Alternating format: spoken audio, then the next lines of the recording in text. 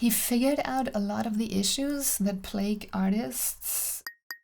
Hi, I'm Charlene Anders. I am a creativity coach who specializes in working with singers and other musicians. I am a huge fan of everything Mark Tremonti does, so I am looking forward to diving into his inspiration and tips that he shares in this interview that was published in March 2020.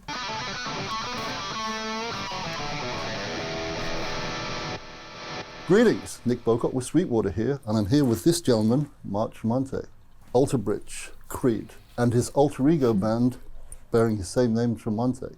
Now, in January 2020, Guitar World came out with this issue, the guitarists of the last decade. They mentioned 20. Mark's not just one of the 20, he got pole position, so much so that they did a collector's edition version with his beautiful face on it. So we're here to discuss what drives this man, what influences him, what makes him become an even better guitar player than he already annoyingly is. So let's roll. Mark, thanks for doing this. Thank you. Thanks for having me. What drives you? Because you've been around for a while and you're one of those guys that keeps improving. It's just meeting other guitar players that are doing something I'm not doing, seeing other styles and trying to develop new techniques all the time. Every time I try to tackle something, I obsess about it. And every time there's something you want to tackle, it's just I obsess about it and just kind of go down the wormhole and try to tackle it. No, but you don't have tunnel vision. I mean, you don't have selective hearing. What he's talking about here is a healthy form of obsession. The productive kind that lets you focus all your energy on one big idea. Every artist knows this and knows how powerful this is. The term obsession, if you look it up in a dictionary, it has a negative connotation. That's because it got hijacked by psychology. But what Mark says here is actually something really healthy. You listen without prejudice, and that comes across in your playing. Yeah, because you have some pretty diverse influences. Do you mind mentioning some? I grew up doing the speed metal thing. I was obsessed with the right hand. The speed, kind of the Slayer-esque, Metallica-esque stuff when I was a kid. And then as I grew up, I started buying all these instructional DVDs and getting into the more shredder kind of Paul Gilbert videos and the Vinnie Moores and the Yngwies and all that stuff. And then as I grew up even further, I found guitar players like Robin Ford and the modern times, guys like Eric Gales and Joe Bonamassa and guys that take the blues and are just pushing it to new levels. And jazz, everything I can try to wrap my head around, I try to incorporate into what I do. It's a never-ending battle to try to gather as much information as possible. Because remember last time we spoke, you were going to learn chicken picking or the yeah, Did you master that? I have not mastered it. I mean, I've incorporated some stuff into my playing. It's to me, I've got. Okay, can somebody please tell me what chicken picking is? I have no idea, but it sounds intriguing. To decide on what's going to take up all my time. If I find a technique's This sounds innocent enough. I've got to decide what'll take up my time. It's actually a big issue in every creative person's life, decision making. What thing will I allow to take up my time? If you want to be a better creator, strengthening your decision-making muscles will get you fast results. Because making art basically means, at its core, making one decision after the other. Which note do I play next? Which words do I put here?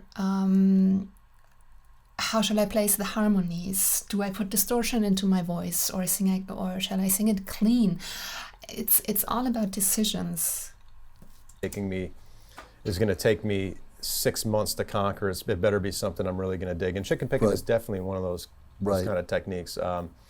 but I'm sure there's much more ground I can cover in the chicken picking territory. But I've learned just a little bit.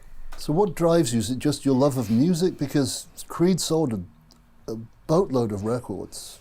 So it's not like you have to do this to pay your rent at this point, I don't know. Let me ask you this one question. If Mark Tremonti was never going to earn another dollar with his guitar playing, do you think he would stop playing? Like, do you honestly think he would put the guitar aside and would say something like, okay, I don't have to do that anymore, what next? Let me know in the comments. I love writing songs. That's my favorite thing. You know, when people, way before a guitar player, I consider myself a writer. You know, that's my main. I've heard him say something like this before, and it had me worried for a second. In another interview, he said something along the lines, I am a songwriter first, not just a guitar player. And what bothered me about that is the just a guitar player, the guitarist of the decade. The way he phrases it here, it doesn't worry me so much. It sounds a bit more neutral. Nevertheless, if Mark was my client, I'd like to look into that. Thing. And a lot of times I'm not writing guitar technical stuff. I'm just coming up with melodies over easy progressions, and that's my favorite thing to do. The guitar playing kind of came along with the territory after after doing this for, you know, professionally for over 20 years now. It's just if I'm sitting in a dressing room with a guitar, I'm practicing. Right. I mean, because the bottom line is, it doesn't matter how good of a guitar player you are, lead-wise, you can't polish something you'd rather not step in with a great solo. It'll be a great solo over a bad song. So you approach it from the song level first, then everything else comes afterwards to the solo's the last icing on the cake. Oh yeah, the solo's the last. You know, when I'm in the studio after we've gone through pre-production and I've tracked all my rhythm guitars, I'll go through my list of songs that I have to come up with solo sections for, and sometimes it's 12 solos, and that's what takes, you know, 24 hours a day of playing nonstop to prepare for that stuff. That's usually the race to the finish. When I finish my rhythms, I usually have 2 or 3 weeks to get all my guitar stuff prepared for final, you know, for tracking. Sometimes I leave it a little loose so I can improvise a bit and then have some guidelines, but I like to be over prepared, and I'm frantically learning licks from other players to see if I can add that into my arsenal, and it's just a constant chase to the race to the finish line when it comes to the lead stuff.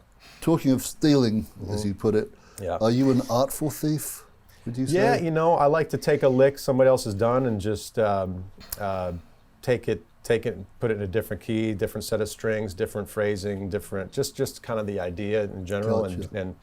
And you know, I had a friend years ago tell me, you know, he'll learn something, but he'll never play it that way ever. He'll immediately put it into his own thing. So he'll learn it and practice it in his own.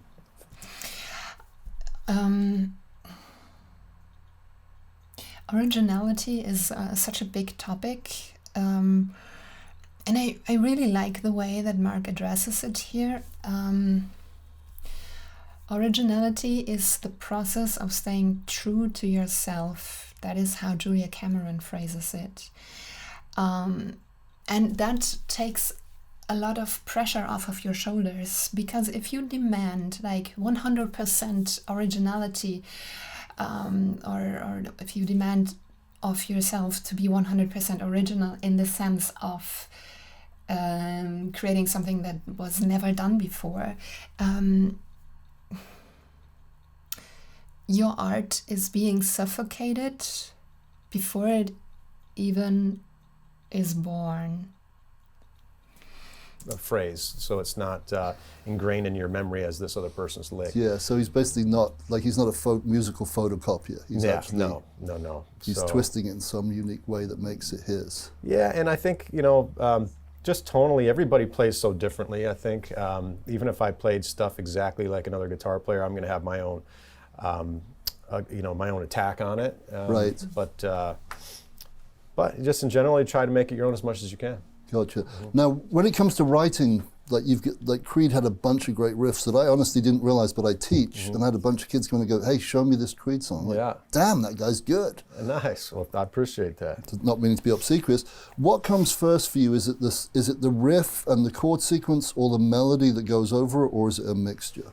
It depends. You know, a lot of times I'll just kind of fumble around on the guitar, and as I'm going, I'll find a progression that I like, and then I'll start singing over it. You know, I actually do clinics every tour. I do clinics about songwriting. And next time Tremonti or Alter Bridge are in Germany, I definitely have to go to a clinic. I had a meet and greet, but so far no guitar clinic, but I really want to go.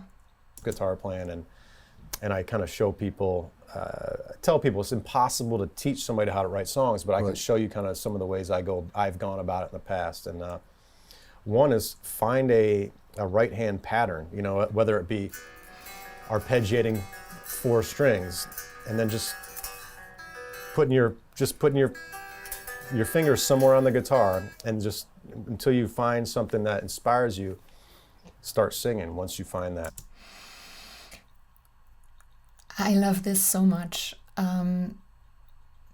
What he does with this fumbling around is, as he calls it, is he gives himself permission to make a mess. And I dare say that is one of the main reasons why he is so highly innovative. Innovative? You know what I mean. And vocal melodies are my favorite thing to work on. That's what I work on more than anything. So, and I sing in my falsetto when I write melodies, because it's easier for me to do it for 6 hours straight. Right. And I can hit any note I want to, and I can go on and on. But yeah, vocal melodies are the most important thing. And one, you know, like I said, one way to kind of break the ice on learning how to write is find a right hand technique. Just get it so fluid that you don't have to think about it anymore, and then just throw your fingers at the guitar. And even if you don't know theory that well, you can just randomly place your fingers on the guitar and see how that technique works under those notes, and just keep changing them until it sounds right to you. And you develop your filter over the years to come up with new, interesting ideas. Cool. Now, when you're adopting that process of sort of like randomizing notes, do you find that the melody that you're hearing in your head or you're singing in your falsetto, does that guide where your fingers want to go? Can you hear where the fingers should go, or do you create that pattern first, then put the melody over it? I'll play, and I will allow myself to make mistakes. I'll have stumbling blocks. Sometimes I'll tune the guitar open so I don't know where I'm going on purpose, because I don't want to all of a sudden come up with, say, this technique. I don't want to go C, G, and my D, and my, because I'm not writing campfire songs. You know, I want to just place my fingers in some weird twisted pattern that I've never done before, and see how it sounds. And okay, here is a task for you to get your creativity flowing. If you are not playing a guitar, how might you incorporate Mark's tricks into creating art in whatever medium you are using? What is the equivalent of a weird tuning in your medium? How might you use your hands or your voice in a way you've never done before? If I'm in standard tuning, I'm gonna Muscle play memory. it safe, kind of. So I'll tune the guitar differently and just put my fingers somewhere. And it might take you sometimes 10 minutes to come up with something. It might be immediate, you know. Gotcha. And I do it all the time. And 10 minutes to come up with an original idea is not that much. Definitely not. If he had said it might take you 2 hours, I think that would still be acceptable. 10 minutes is nothing to come up with an idea. that's kind of one of the best ways for me to write, is just to dive into the guitar like it's a blank canvas and not think of. See, Mark is thinking outside of his medium as well when he says using the guitar like a blank canvas. It is a very powerful tool. I use this a lot in my theater work, incorporating, for example, editing techniques from film. How might you stage a close-up? What about a slow motion? The more you use this, the more you know about different media, the faster you will get unstuck when you're stuck. And also the faster you will create surprising and, dare I say, original pieces of art. You don't have to master something before you do that. In fact, art stores or museum shops, they often carry children's books on a specific topic of art, and these are excellent resources for that. Your local public library probably is well equipped with that kind of literature.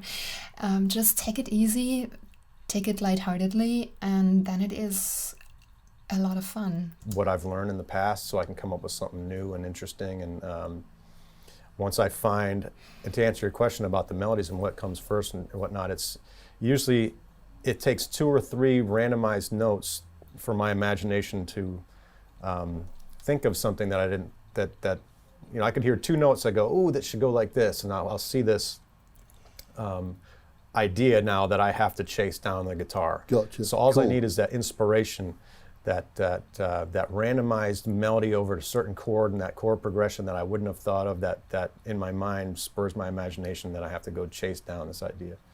And one of the things that fascinates about you is the fact that you were self-taught, but I know later on in life, like, you took lessons with, like, my old friend Troy. Well, I take lessons every day with on YouTube, with other really? guitar players, Cool. with everybody. I was just, you know, I just did the Shiprocked rock and roll boat festival, and I ran into two great guitar players, Ben Eller and Andy Wood, and we ended up just talking shop for hours and hours and hours, and I'd get looks from my wife like, "You gonna hang out with me or talk guitar all night?"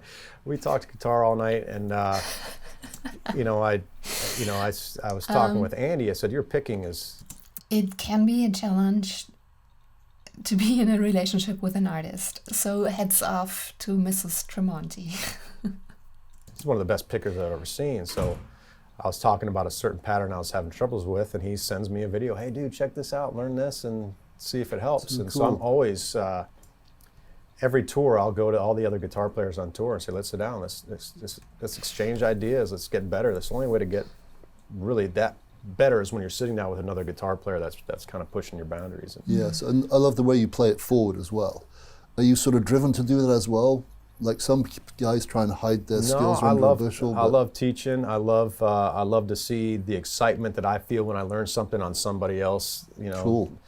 I don't feel like I'm going to just show somebody an idea and immediately they're going to be the best guitar player in the world. I know they're going to have to work at it for years. You know, everybody has to. And what I show somebody is just one small little piece of the puzzle. You know, there's so many pieces to learn, and you know, we'll be on our deathbeds as guitar players, not having scratched the surface of how many things there are to learn. What does it say? The more you know, the more you realize you don't Does know. this Yeah, you know, I think all the best. Scare you when he says we will be on our deathbeds?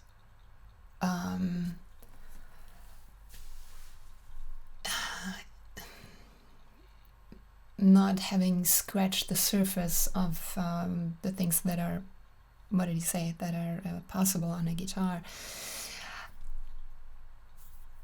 It might lead to a question, or rather the sinking feeling of why bother at all? Why pick up a guitar when Mark Tremonti is already playing it and at a level that I will probably not ever master? You need to find an answer to that question. If you don't have an answer for that, first of all, it'll be really hard for you to put in the hours you need to become a great player. And second, this is a meaning crisis waiting to happen. Guitar players are kind of insecure players because they realize how many great things, how many better guitar players there are out there. And like you look at that magazine cover, you got Guthrie Govan and Sane, Toshin Abasi, completely different guitar players. I bet you they can't replicate what either player does at all times. You know, Joe Bonamassa and Eric Gales, two incredible blues, jazz, but they can play, you know, fast and furious like all the rest of the guys, and everybody's got a different style that everybody wants to chase down. It's impossible to gather all that information in one lifetime. Right. At least for me it is. And again, this begs the question, why bother at all? If you know already that it is impossible to master the guitar in one lifetime, why do I pick it up in the first place? Only you can answer that question. And you have to. Otherwise, sooner or later, you will face an ugly meaning crisis. There are still like 10 minutes left of the interview, so let's make this a two-parter. Let's see, we talked about obsession. We talked about decision-making and allowing yourself to make mistakes. And how you might use Mark's advice even when you're not a guitar player. And of course, we touched on the omnipresent topic of making meaning. When you dive into yourself to find an answer to the question, why bother?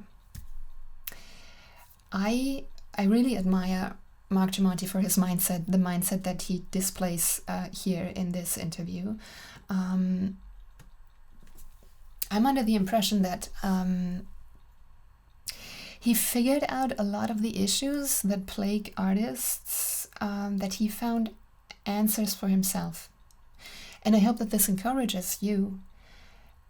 It is possible to find these answers. You just have to do the work. You have to be brave enough to do the work. If you have questions, leave them in the comments. Leave a like if you got value out of my observations. And if you haven't yet, please consider subscribing to my channel. Thank you for watching.